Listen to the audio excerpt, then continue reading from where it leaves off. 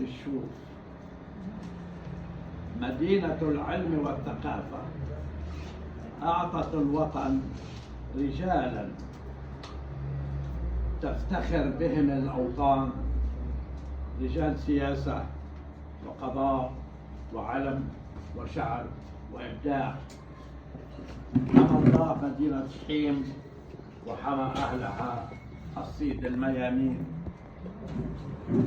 يسعدني باسم جمعية الإنماء الاقتصادي وبحضور رئيسها الأستاذ فادي الشامي وزملاء الأساتذة، اعذروني إذا ما خطيت الأسماء كلا خوفا مع النضيع. يسرني أن نلتقي في هذا المقام الكريم شخصية استثنائية كان لنا شرف تكريمها منذ مدة قصيرة. إنها عن جدارة واستحقاق هي أهلا أن تكرم بإكرام وكرامة ومحل كل إعجاب. مثمنين غاليا الشوفية الدكتورة هدى مراد، خطواتها المشرفة إذ مزجت بين الذكاء والمعرفة، فأثبتت أن الإرادة أقوى من كل عامل،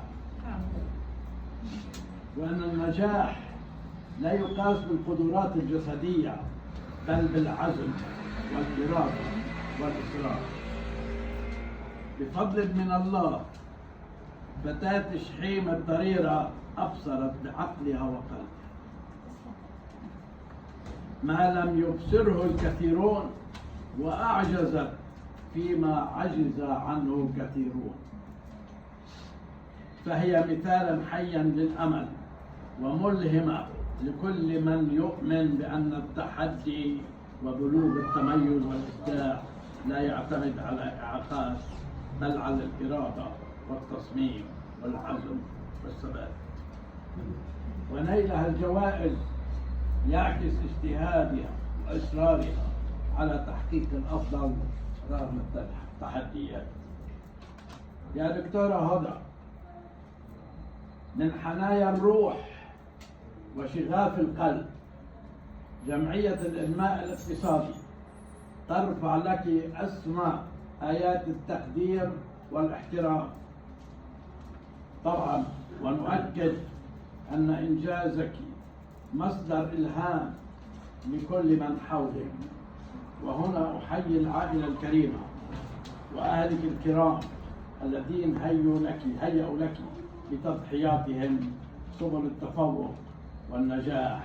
لهم منا كل عرفان وامتنان.